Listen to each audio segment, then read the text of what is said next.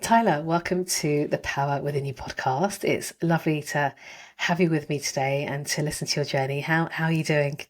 I'm good, thank you. I'm excited to chat and be here with you today. Yeah, no, you've. I was just saying beforehand that you seems like you're doing so much good work for everyone in the community, especially neurodivergent community as well. So thank you for coming on board. But I'd like to kind of start with really you kind of growing up in in childhood and in schools and that sort of stuff as well. Um, were you aware of any sort of neurodivergence traits that you might have, or as a child, you're quite young, aren't you? So I guess there's no one to reflect upon or see. Like, how did it start for you? So it's interesting because, like, looking all the way back now, I can see things that should have been picked or should have been just like it should have been picked up when I was a kid. I remember like as far back as like 7, like like telling teachers I've got no friends, or like trying to explain how I felt in the fact that sure I would play with people, but that I didn't feel like I had the connections that everyone else would have, and I could like see how everyone else Mm. was friends and like had best friends and all this stuff, and I just didn't get it and I didn't have them. But like it wasn't that I was like unlikable or didn't play with people. Like I could do that, I could play along, but it's just like those like proper strong relationships I never really had.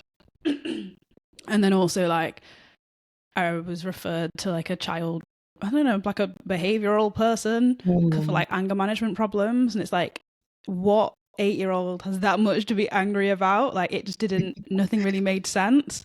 And then also reported like, like feeling depressed and suicidal again, like Mm. all before I was 10. And Wow. my home life was fine. Like, it wasn't, there was nothing that would have caused me to have that. It was just in me. And Mm. obviously developing and like seeing social situations happening that I just couldn't understand, and like having these expectations on me that I wasn't meeting up to was making me feel like that. So like, yeah, all of that happened in primary school. Then I go to secondary Wow. school, still undiagnosed. And like because I've always been like quite a like top top half of the class, usually top like 30% of the class, in like most subjects. But then when it got to English and near GCSE time, something just wasn't clicking anymore. And that's when they realized that I was dyslexic. So Mm. because of the like accommodations I got made for like exams, being like sitting in my own room, having extra time to process things, that helped, but also was kind of a masking tool because I'd Mm. have less exam anxiety and didn't realize like I never took exams in like big halls of people until one in uni, which they hadn't processed my paperwork in time for me to take alone. And Right. like it was just it was an experience I've never had before. And Mm. I'm usually fine in crowds, but there's something about that that just didn't sit right. And then that's when we realized like the that's when the autism traits start coming up basically. And then when I was in college, I there was a my personal life was like quite unsettled. Like I was moving house a lot. Um, Obviously starting a new school, it's a new chapter, a new transition, new stage, and I had a form tutor who was like, "Some days you're lovely, other days you're like borderline demonic. Like, what is this?" And it was like she could see like again I was a good student. So it's like, and it's not as if I'm doing the traditional like or not traditional but like the cliche angsty teen Mm. stuff. It was always like just about me. Like I'd have outbursts or like be uncharacteristically rude. Like, and luckily she was the head of special educational needs, so she could see something wasn't right essentially. And so she was like, Mm. you can. So I kind of had her on side. College were like, what are you doing? Like, you're not handing your work on time. You're missing lessons. And I'd hit them back with like, right, but like this isn't the exam. Like, I'll hand you my coursework. Like the logic brain versus like the college rules, and it just wasn't Yes. sitting right. And then so they sent me, they kind of ultimated me. I was like, you either need to go and get a CAMS assessment, so like go and speak to child and adult mental health services, or adolescent even mental health services, or you're leaving. And I obviously had plans of going to uni. So I was like, well, leaving's not an option. Let's go talk to another psychologist. In that process, they're like, you're depressed. I was like, that's nothing new. And then they were also like, you're also autistic. And I was like, that part is new though. And yeah, so then I was like 17. That's when I was diagnosed. Wow. What did they do to diagnose you? Was it a particular test that they took you through? So I wasn't told I was being tested for autism. So I didn't know. No, We really? just My thought, yeah, goodness. it just seemed like a long figuring it out process. I think it was probably Mm, about six, mm, about 5 or 6 sessions. My parents were there, some were with me, some without me. And now I remember, I don't remember what happened in the sessions, but I remember like how they were carried out. And now I know how mm. autism assessments are carried out. It was clearly an autism assessment. Yeah, Um, yeah. and then, yeah, at the end of it, that was kind of it. I wasn't really offered any support, any like services to reach out to. I also think the fact that I was in college, had hopes of going to uni, like it was diagnosed so late. I have been masking for so long. Also, like past that point, the amount of sessions we've been in, my parents were still at the point like what is this? What are we doing here? So that they disengaged in the service, which meant I had to because I was a minor. And then yeah, it was just not. I don't even have my paperwork. It was not a big mess. I've been That's verbally diagnosed, but I don't have anything to like quote unquote prove it. that's just. I mean, it doesn't surprise me really with the with the state that we're in at the moment, as well as kind of do diagnosis and that sort of stuff as well. I was reading the other day that by 2024 there'll be 190,000 people waiting for an autism diagnosis or assessment. Which is like, I mean, I mean, how are people going to get through that, and, how can we sort of support people as well, because it feels like people are more aware of how they're feeling and there's more education, isn't there, out there, to be fair? Which sounds like, maybe when you got diagnosed, hopefully things have improved since then. Um, in some ways, they obviously have. Some ways, it hasn't. Like in the sense that Mm, like the NHS is like crumbling, but then you've got like kind of what you were saying, like the rate of increased awareness hasn't been met with an increase in available support. So yes. if any, like who's to say whether like the situation we're in now is better or worse than where we were, because it's in some ways equally or more frustrating to know what the like quote unquote problem is, like what challenges you're facing, and then not being able to speak to the people who can help or should be able to help. Mm. And I guess that's like one of the reasons why there's so many people on social like talking about their experiences, trying to form communities in alternative ways, but there's only so much TikTok can do to help when you actually need to speak to a doctor. Absolutely. And what I've been learning in the MSc is that autism is quite complex in terms of how it manifests. So it's like a scale almost as well, And so how do you even determine where you are and how, severe it is? So then how can you manage your symptoms or your traits, I suppose, to make you feel supported, not depressed, not burnt out?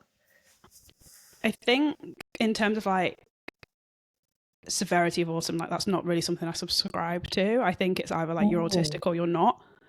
And interesting. Yeah. then once you know you're autistic, you have to manage your life for the way that autism presents for you. Because there are some Yes. things that I find easy all the time, or like as hard as any Mm, like non-autistic person would find them. But then there are other things that if I think one of the big things I've had to manage and like learn to manage is sleep. Like I mm, can't start on a back foot, and that's one of the things that I have the most control over. mm. Um, and then outside of that, it's like okay, basic adult functions. Like I've been working towards like lucky enough now to be in a workplace that works a 4-day week. So Mm. like having that extra time, like my friends all think it's like, oh yeah, you got like such a long weekend. It's like, no, I get a day to recover. And then I Yeah. do what you do on a weekend. Like I still need to socialize. I Mm. still need to like tidy the house, do my washing and all these things. But because of the excess demand that most things take, I need an extra day to recover from like everything. Does it feel like it's what feels too much for you in the sort of the work week or just life generally that you have to sort of take it easy and step back? Like, what is it that overwhelms you the most? I feel like generally it's manageable. What then becomes overwhelming is the unpredictability. Like we work in a service-based business, so like our clients can change their demand at any time, and like deadlines can move, and it's like as much as that's like everyone tries for that not to happen, but sometimes it needs to. And then if I have a routine, that means that like, for example, that like even today, like we're recording on a day that I've taken off work. So like we ended a project and I was like, it was a 6.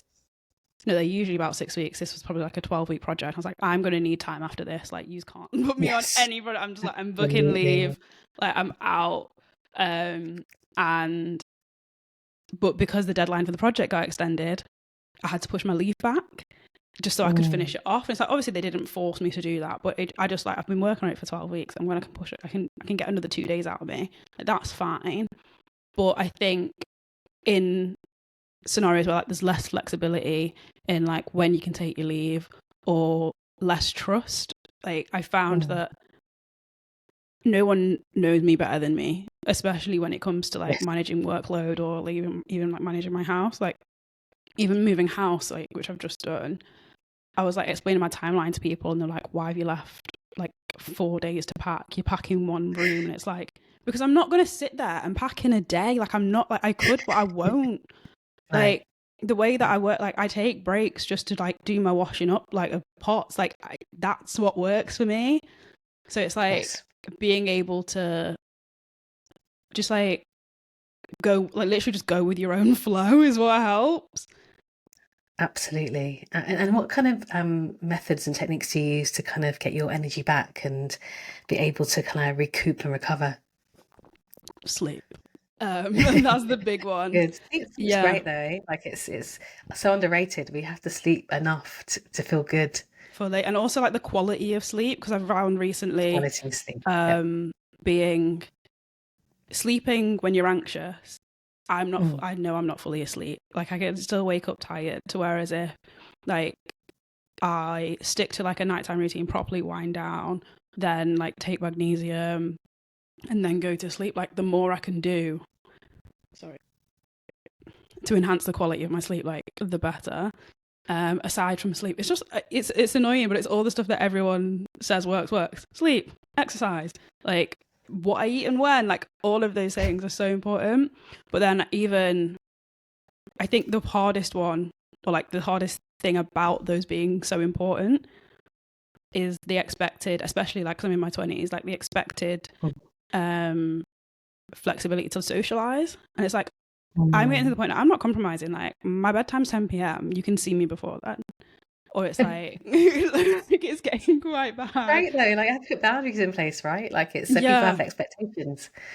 Yeah. And even just like what we do socially, because I've recently changed like throughout the past, what, hold on now, 26, so past 8 years, like I've been known to be like a really big partier, and like I've made most of my friends through being that way. And it's like now I've like complete opposite. I'm sober, like I want to go bed early. Like if you're like, oh, let's go to run club, like yeah, I'll be at the back, but I'm there. Like that's kind of what I'm into now. So it's like, how do you? And I think like all 20-year-olds like face this, but it's like, how do you manage the changes in like, it's not an evolution of character, it's just realizing what I need and then match that up with these like friendships that I've worked so hard to have, given that I find it so hard to make relationships with people anyway. So it's like, it's Yes. either sacrifice my health or keep these friends. And it's like, that's what we're going through at the It's a minute. hard balance.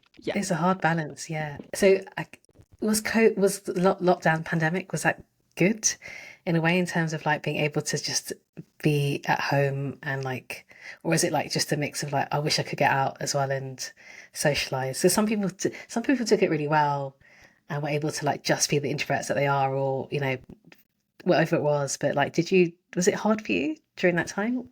It wasn't much different to how I like led my life before it. Apart from obviously like Love I was that. in a job then that I needed to go into the office for, so working from home. And then I think what I enjoyed was like there was a lot more order in society. Mm. It was like wait in the queue to go in the supermarket, go this way around it. The baskets are getting cleaned more, like all of that stuff. I was so here But for. yes. Yeah, hygiene, love it.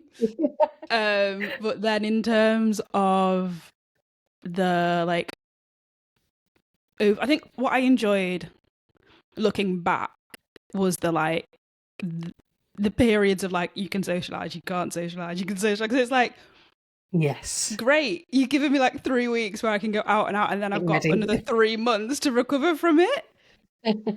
So that was I good. know, But it's so unique, wasn't it? Yeah, like, but the thing is, well, I think it's great now is that because you know work is more flexible and knowledge is coming out more about neurodiversity and thinking about what that means for the workplace. I know a lot more work needs to be done for that, especially because like when we talk about mental health and neurodiversity. So I know that autism and people with autism are more prone to depression, anxiety, even like eating disorders and things like that as well, to cope with how they're feeling. And seems like when you were feeling depressed at such a young age as well, and finding it really difficult to do. I can't imagine like what. How did that fit? I mean, what triggered? Was there any triggers for you that as a child? Is it just a part of your experience of that? the triggers were just like the things you go through as a kid. So as in like Yeah. not necessarily. This was the weird thing. Exams, I didn't love them, but they just didn't phase me. So it was never anything like exam anxiety and stuff like that. It was more the playground politics and Mm. like the unspoken trying to be teacher's pet stuff. And it's like I really struggled with my identity in the sense that I was really smart, but the other like kids in the class who were really smart, I didn't like them. So I was like, I don't want to be like you. So this is like one story that I remember. Like I did a spelling test and I'd got a 10, but obviously at that age, like you all mark each, it was in primary school, so everyone marks each other's tests. And I was telling the teacher, I was like, oh yeah, I got a 7. And then the little rat that marked my test was like, no, she didn't. She got a 10. And I was like, well, if I got a 10, I can say I got a 7. Like, I get to choose. And I'm like, that's not how it works. Like, why not? I'd got like, because I think if you got like a number of 10s in a row, you'd get something Right. that made you like stand out from the rest of the class. And I was like, I didn't want it. I didn't want to stand out. I You don't wanted want the to like attention. blend in. Yeah. Yes. Exactly. So like just small things like that. And even I always used to organize the choir papers, so like they do all the filing for choir and like stuff like that. I really enjoyed doing. And I'm like, how are we not picking up on this? Like, I'm so organized, You look back at it, right? Yeah. but it's a total mess. Yeah. So I think when it comes to like what triggered the depression, yeah, it was just things like that. And then again, secondary school, I went to all girls school, all girls Catholic Mm. school, so it was very Mm. strict. Ex-convent, and like it not like 2 weeks wouldn't pass where a teacher's got a problem with me. And it's like you I'm respectful until you treat me like an idiot. So Mm. it would constantly come up against that. And it would like it even got to a point where I was getting told off for things other people did. I was like, I literally didn't do that. And there was a year where I was put on like permanent detention, and I'm like, these things. It got to a point where I just like tuned out. I was like, not disassociated, but just wasn't. I didn't couldn't Permanent care detention. anymore. I mean, how does that even work? So I was assigned to like Crazy. I was like, why are you doing this to the poor teacher? Like me and my textiles teacher spent every lunch together for a whole term. And it got to the point where she's like, do you want to make a smoothie? And we'd like go into the food tech room. And, like it was like this isn't doing anything. And it was again, it's like the whole like spiky profile is typical of neurodivergent people. It's like I was super organized. Like if you'd look at my timetable, everything was like color coded, like everything. Mm. Like I knew like where, like it's like an organized mess. My life was just an organized mess. And then still I'd be working on coursework at the last minute, and because I'd get good enough grades, like I didn't care. And they'd be like, well, if you spent more time on it, you could get a better grade. I was like, I don't think I've tried that, and they get worse because then other factors come in and I'm overthinking it. And I was like, I'm a lastminute.com girl. Like that's how we are. But I think university was where I was able to notice. Well, actually, I didn't think I noticed at uni. I think looking back now, I was actually using like alcohol to like not self-medicate, but escape. And Numb so feelings as well, right? Yeah. yeah, and also there's a lot of the social game at uni is completely different because you are fully left to yourself. But I thought about that, like knowing how college had been, and I didn't want to like repeat that because I went to college. By the time I got to college, a lot of people from primary school had actually come back to the same college. I was like, okay, this is great. I know people. This has always been my thing. I know people, but I don't have like a core close friends. And they're like, as you get older, the more you're told that that's a problem. But yeah, so at uni, I chose to live with 13 people in my first year when like 13 people, my yeah. Oh, I can't even imagine that. No, it was Sounds like actually hell to so me. fine. No. But like, listen, no, this is what's sort of because there were two. It was either going to be 13 or it was going to be like between 8 and 10, and I'm like, I might as well just go for the 13. Have a cleaner, and there was like 4 bathrooms. So there's really only like it just in the end.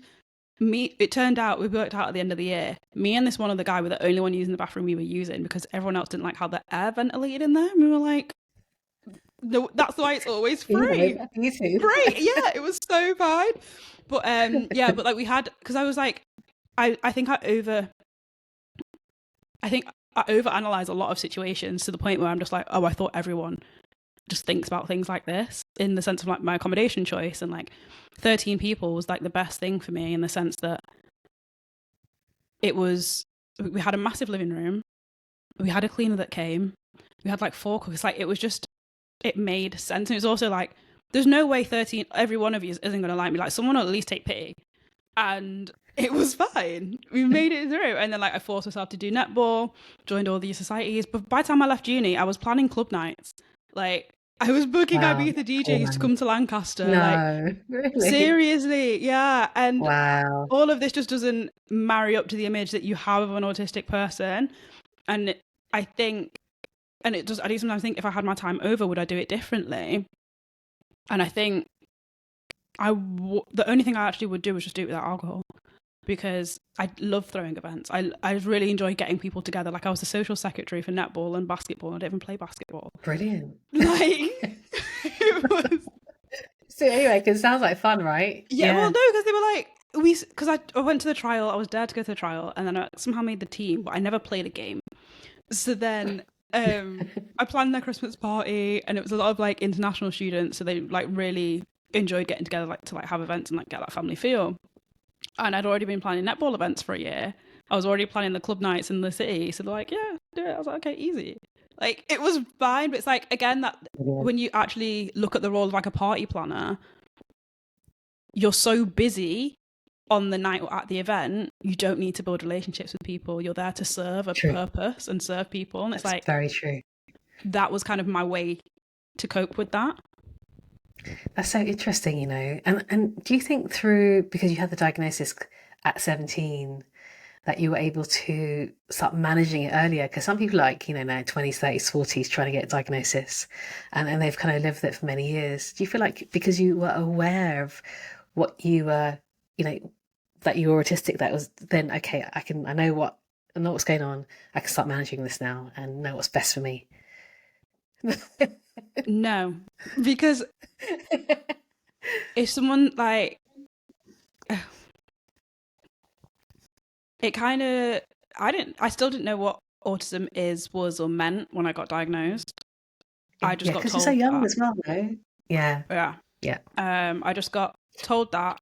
I did like one Google search and it was like, yeah, autism means that you process things differently, you'll have troubles with this, this and this. And I was like, yeah, checks out, that's me. And then they didn't delve any deeper. You just figured it on your own. And well, it was more because I didn't know that I needed to. Because when I'd been told, well, I had depression before, like they threw me into CBT. So I'm like, well, if there was something for this, they'd do something about it, and they hadn't or didn't. Like, So I didn't think there was anything that could be done. Great. And it was only when I turned like 22, so what's that, like 5 years later, leaving uni, they, well, it was, I was just finding it really hard to like find a job and like just, I had to like find a job, find a place to live, like all of this stuff just wasn't falling into place. So I was like, okay, let's try and reach out to like the autism services, because I realized that when me and my friends would talk about the challenges we were having in interviews, I was focused on like the small detail and didn't see like what potentially could have been the bigger problem. Like my problem was the train journey getting there, not whether they like liked me or not. Like because I was just very aware of the fact I can't control that. Like, Yeah. Oh, but this train journey is absolutely. like Yeah. stressing me out. Yes. So yeah, I went to the support services and was like, hi, I need like help with like my next stage in life. Like we've done the uni thing. How do we do the next bit? And they were like, your email was really well put together. You communicate quite well. So I don't really know what we can do to help you. I was like, well, none of those things are my problem. Like, Those are learnt behaviors as well. Like right, you learnt to communicate well. You've learnt to like, articulate yourself as well. Like you learn these things, no? As well. Like, and especially as women, we sort of try even harder to kind of like because we want to. Yeah, that's right. crazy. That's crazy. And I was just like, I was getting distressed, but again, like, I'm not going to sit there in your office like breaking down, because Yeah. if you'd actually look at my uni record, you'd see that I was nearly kicked out. You'd see why Mm, that happened, and like, you like, how can you only support one type of autistic student that you think fits the one that deems correct. that they need support? And I was like, well, then what do you do? Like, who do you help, and how do you help them? Like, anyway. So it was at that point, and I started going back online again. I think it was more Instagram at the time, and I realized like how important lifestyle design was and like Mm, is, because I'd always been in it from like the productivity angle, like Atomic Habits. Didn't read it, didn't like it, but like the like no, I don't like the book. It's too long. It could have been a blog post, but like podcasts that he's done then that explain it, great. Give it me in an hour. Don't need it over it's like always, 300 and also if pages. you're dyslexic as well, like the way you consume stuff's going to change, right? More Yeah, visual, like yeah. videos. Yeah, So then I was always absolutely. into that. I was super into stoicism, which I now realize was me dealing with my depression. Like, there's been like so many quote unquote socially acceptable ways I've been doing self Oh, bless help to like manage my you. autism. Of course. Now it But I makes mean, sense. you have though. That's the thing. Like you've gone out there and actually, wanted to help yourself, which I think is amazing. Because you want to feel okay. And I think that's really important. But I just don't get why. I think it's such a shame that the support isn't there when you need it, basically, and that you do have to sort of seek other things as well. What do you think? You know, universities or schools could do to kind of help their students a bit better. I think that there just needs to be more, and I get it's like difficult. You've got a class of what, 30, sometimes up to like 35 kids, but accept the fact that everyone's individual. And Correct. for so long, in fact, across my whole education journey, there has always been the right path that you should be on. Mm, So, like, whether it was primary school, a lot of my kids from my school then went on to grammar schools, and it's like, well, now you need to take your 11 plus, now you need to go to this school, da da da. So I was like, all right, mm, like, I'm gonna strive for that. Then being at a grammar, the next step was to, okay, Oxbridge, and I was like, that's not for me. That's not. So that's when I left and went to a separate. They had a sixth form. I left and went to a different college.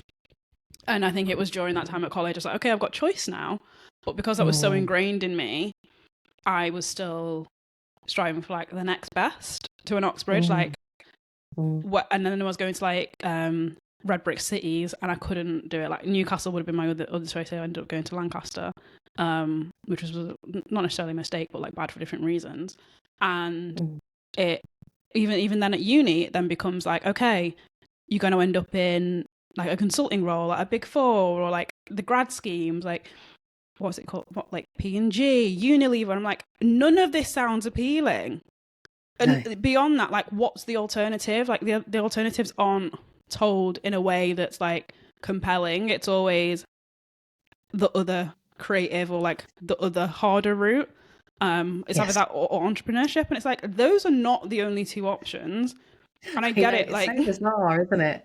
And that's the thing, I've realised that too, you know, like I went to university many years ago, but what I realised talking to my nieces and nephews is that nothing much has changed. It's still the same old courses, even though industries have changed, even though new jobs are there, it's still like in your head that you have to do maths, for example, and you have to be in finance to be successful, which I think is a load of shit, you know, like, and I think you're right, like, there are options, but I don't think universities or schools are going fast enough to keep up with what they are. It's still the same thing, you know. So everyone's like now stressed out because they're thinking they need to compete to get into that big four, you know. And what stress is that on the person if they're neurodivergent as well, you know? the thing is, like, because there are some of us that can play the game really well and Yeah, can get in, but then what happens when you're in? Like, the burnout's correct. big and it's disgusting. Like, it becomes a mental breakdown. It just didn't need to happen. And it's also Yeah, like, I'm super keen on everyone, and especially like when it comes to what does it mean to be an adult. And it's like, what does it mean for you to be an adult? Like, what level of independence suits you? And I think I've been thinking about it a lot. It's really interesting how when you're wealthy and like get a cleaner makes sense. But if you're like, if I say me, like I'm on like a pretty normal salary for my age, if I then went and got a cleaner, it'd look like I'm so lazy. And it's like, I need it. It's like I either have this cleaner or my house is a mess, but then also realize I'm making a bigger sacrifice than the person who's like more wealthy and that money's nothing to them. So it's like the level of independence and even like paying bills. I've been so I've lived alone a lot. Like Mm, had flatmates, lived out of like the family home, but wherever I've lived, never been the one to do the bills. Like I can manage paying my rent. That's the one mhm. big fat payment that you can get. We can do rent Direct in debit. bills. Yeah, like we can do that. But then when you're asking me to contact the water, like I had to call United Utilities and I nearly cried. Like no, like why? Oh, And then they're like, oh, yeah. like we're gonna charge you from now, but we're not gonna come out to check your meter in 6 months. I'm like, well, then how do you like system? Like I think everyone knows the systems in the world don't make sense. But it's like, Processes work and they're broken. no, nothing makes sense. And I'm like, but it's the fact that like I can't.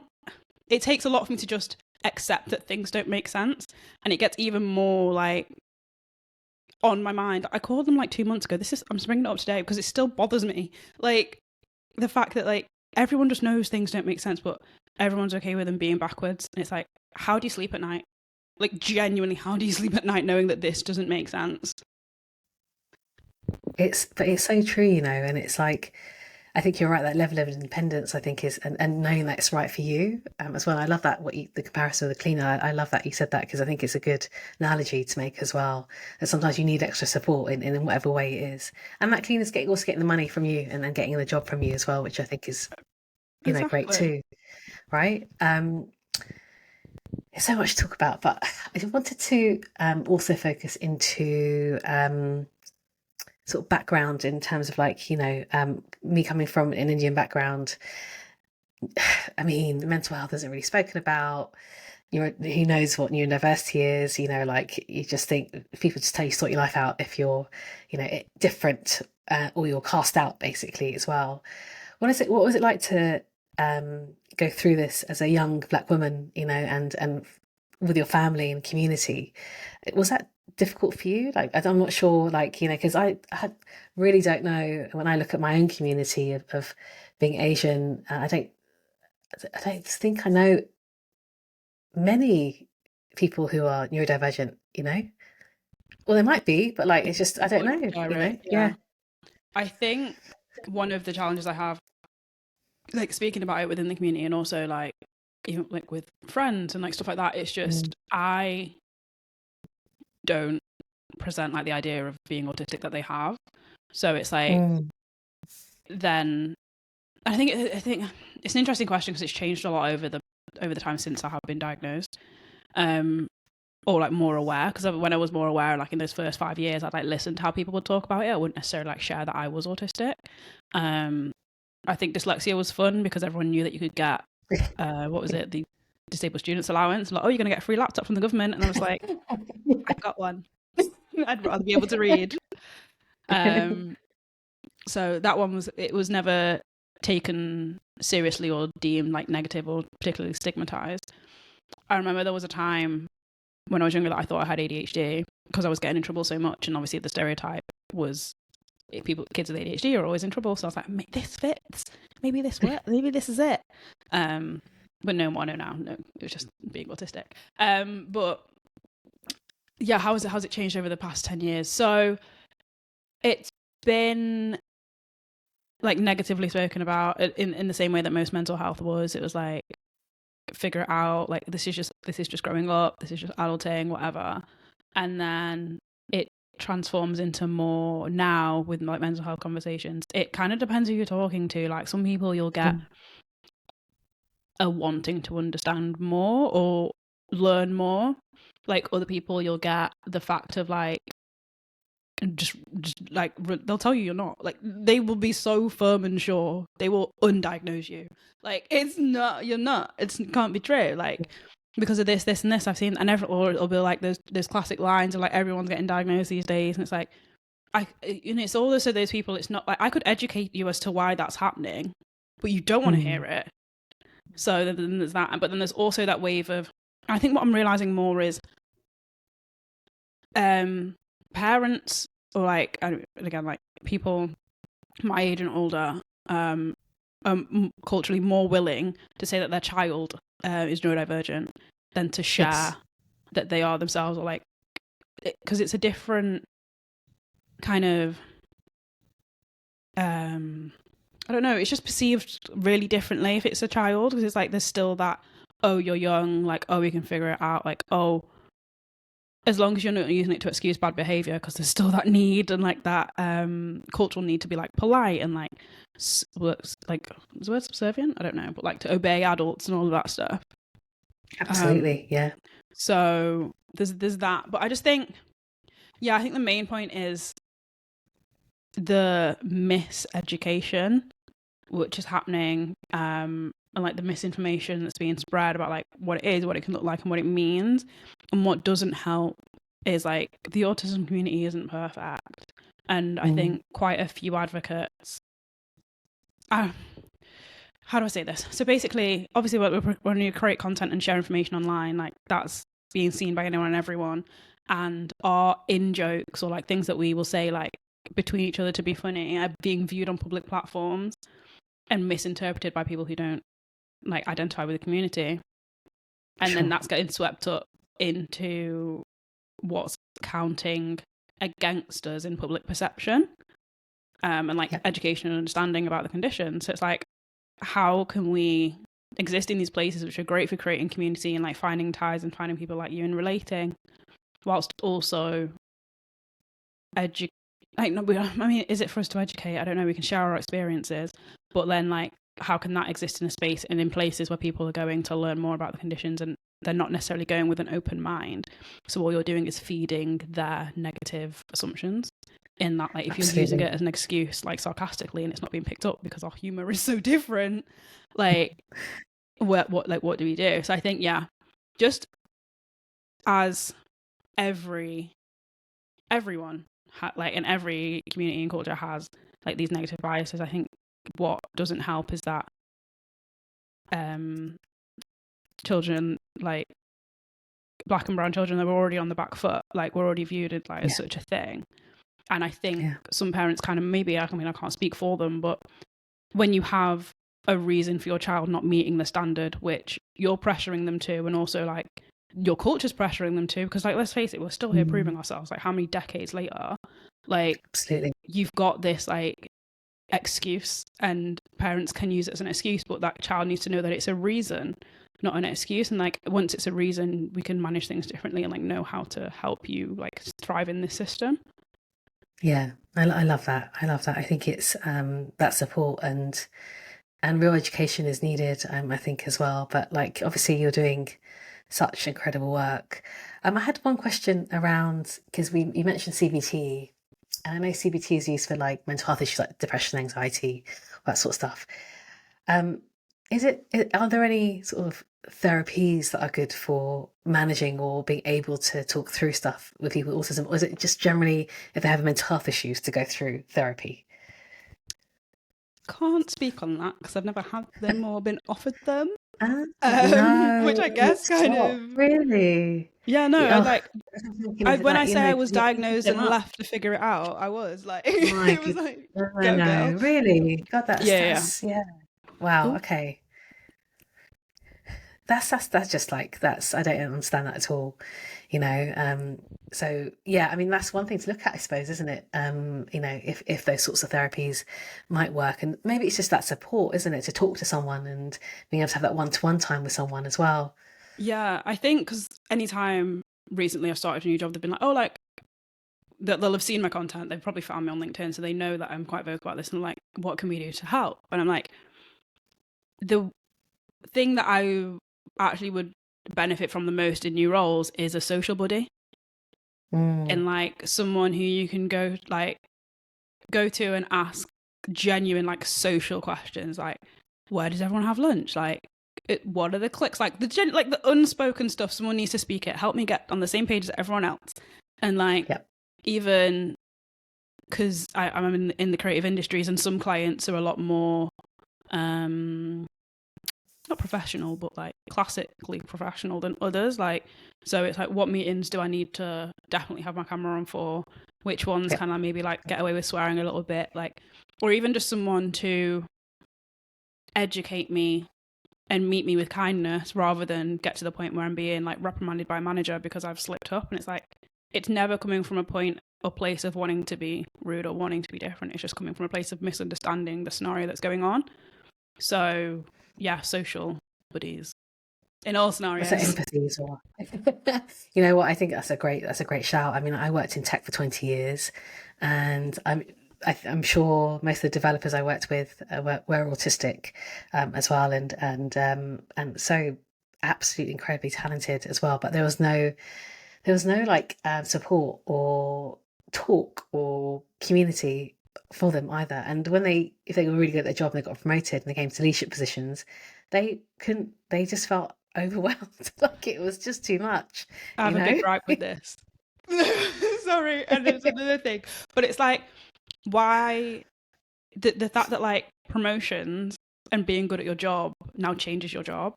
Like, why am I managing people because I'm a really good developer? Like, that's like the two and Yes, two doesn't, like, it's not correct, the same thing. Like, maybe correct. I could become like a trainer or a coach or like someone who people go to with questions. But I didn't sign up Absolutely. to like manage people. It was never the No, goal. Like, it's hard enough as it is. It's just, and yeah, that's what I saw a lot of, and people then really struggling to like, and you're absolutely right. It's like you can be other things and do other things. You don't, but work says to us that to get the money, to get the status, to get this, to get that, you need to be promoted and yeah, but be then like managers that's, of managers. yeah, but it's like, if so I think what I'm working with a lot with my manager is how what does growth look like, and how can we can like add more. Obviously, like, if you're going to pay me more, I'll do more work, that's fine, but Mm, I don't want to manage people like that. That's stress, that's not mm, work. And like, they're like, oh yeah, absolutely. but you're good at it, and it's like, I don't want the Sunday scaries. I will quit if we get to that point. So unless you want me to Yeah. quit, we're not doing that. Like, it's not happening. So yeah, and it's all, yeah, like you're saying, like, these systems, it's these like this is the way things are done. It's like, Yeah. why are new industries adopting old ways? It doesn't make sense. Yeah, absolutely. And this is why, Tyler, you are needed in this world to change these processes, to make people more aware. Do you know what I mean? It's like otherwise we're in the dark. And you've done at 26 years old, you've done so much amazing work already, you know, in the community out there, like, you know, and it's just been so brilliant. What would you like to be doing in the next sort of few, what's your like dreams and hopes basically for yourself as you go forwards? So the like ultimate retirement age end goal is retiring by 40. So got Yeah. 20 years. No, the end goal is a physical space which is Mm, neuro inclusive.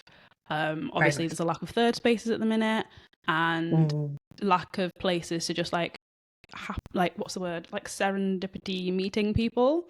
Mm. So yeah, I think you hear it any like every year. There's always like, the grads got the struggle like, oh, I've moved to a new city and I don't know anyone, and there's nowhere I can go to meet people that doesn't involve alcohol, all that stuff. So yeah, a neuro-inclusive cafe. Also, the way the Love menu would that. work would be Tell me. I'm particular with food. So I really like places where you can kind of customize everything. Like Five Guys is my dream. Like you're building your own burger.